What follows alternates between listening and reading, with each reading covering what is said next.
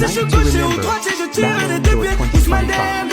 On September 22, 2025, the world of football paused to honor its greatest performers. What if I told you the Ballon d'Or winner has already been decided? And it's not because Dembélé won the treble or because Rafinha had an outstanding season. It's because of one crazy theory. The 2025 Ballon d'Or nominees are out. PSG leads with 9 players. Lewandowski is the oldest nominee. Cristiano Ronaldo misses out for the second year in a row, even though he still holds the record for the most nominations ever. 18, 3 more than Messi 16. But here's where it gets wild. Most people think you have to win the Champions League to win the Ballon d'Or, but history says otherwise. 2012, Messi wins without the Champions League. 2013, Ronaldo wins without a single trophy. 2019, Messi wins again despite only reaching the semifinals. But his first leg performance was legendary. Now comes Lamine Yamal. He didn't win the Champions League, but he was unstoppable in every knockout match and produced the single best performance of the season in the semifinals. So who wins? Like this video if you think the pattern is real. Importantly, he was instrumental as PSG claimed their long-coveted first-ever UEFA Champions League title, finally topping the big European stage. Additionally, the club completed a domestic sweep, winning the National League, domestic cups, etc., which gave further weight to Dembélé's claim for the most prestigious individual honor. The moment when his name was announced, Dembélé was visibly moved. He thanked his mother, his teammates, club leadership, and coach Luis Enrique. He spoke about how this trophy was not just for him, that it reflected collective effort. The emotional scenes were not just about winning, but about vindication. For someone who has long been seen as supremely talented, but also long-awaiting confirmation of his standing at the very top. The competition. His main rival for the award was Lamine, the young rising star from Barcelona in Spain. Though still just 18, Yamal made a strong impression and also won the Copa Trophy, Best Player under 21, for the second consecutive year. The team, PSG, made it into the top ranks as well. Ballon, making history. Consistency in the face of adversity.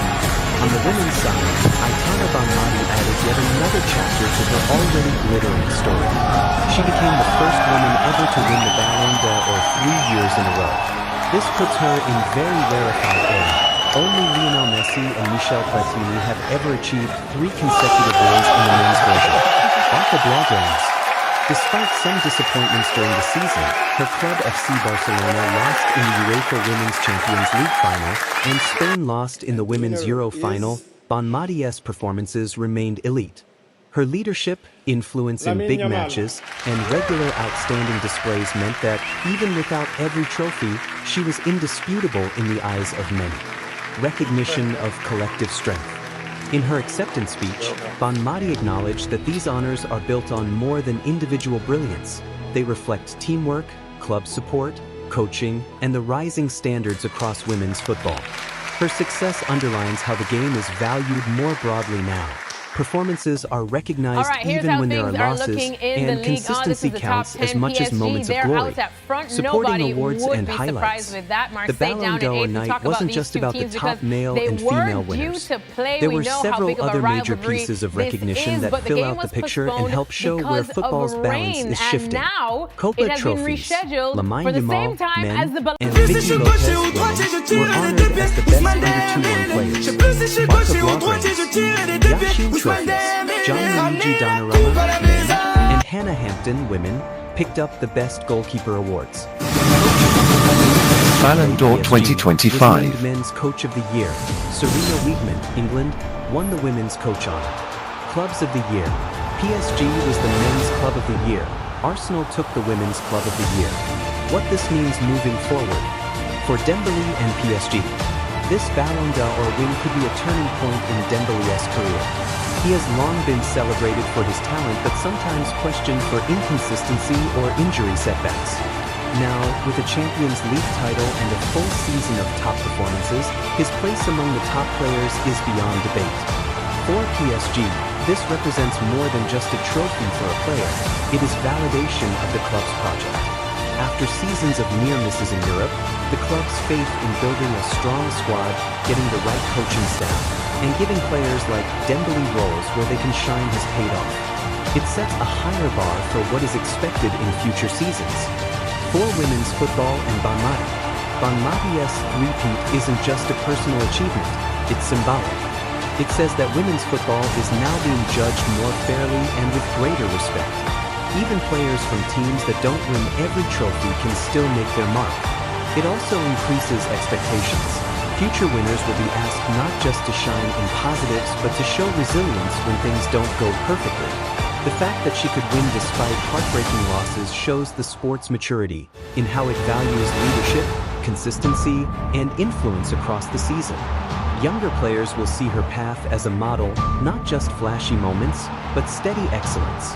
On youth and future stars, the presence of young players like Yamal and Vicky Lopez, both under-21 winners of the Copa Trophy, shows that the next generation are already making big impacts.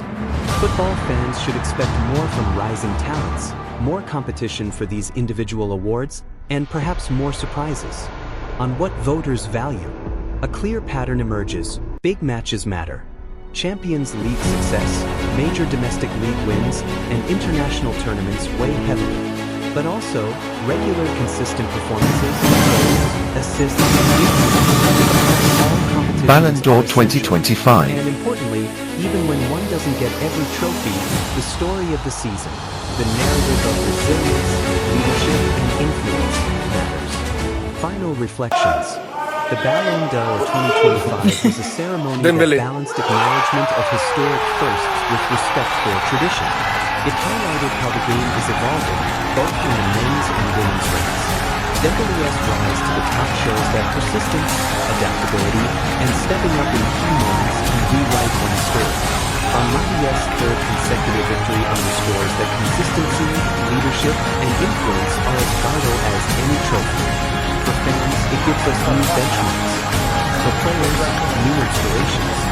And for football as a sport, it's a sign that excellence is being rewarded in more nuanced ways, not just for winning but for what one brings to the pitch week in, week out.